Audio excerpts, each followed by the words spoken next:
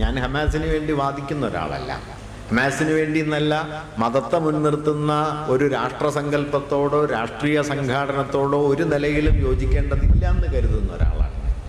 പക്ഷെ ആ വാദഗതികളൊക്കെ നമുക്കിവിടെ ഒന്നാമതായി വയ്ക്കാൻ കഴിയില്ല.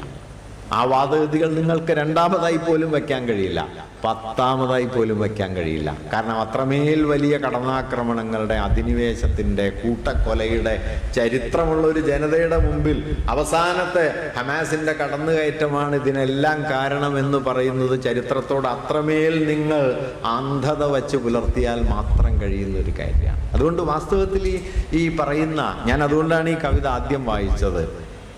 നമ്മുടെ എത്രയെത്ര മുറിവുകളാണ് അവർ തുന്നി ഉണക്കിയത്, അവരുടെ എത്രയെത്ര മുറിവുകളാണ് നമ്മൾ മൂലം തുറന്നേയിരിക്കുന്നത് എന്നത് മനുഷ്യവംശത്തോടുള്ളൊരു ചോദ്യമാണ്. ഈ കാലത്ത് ജീവിക്കുന്ന ഓരോ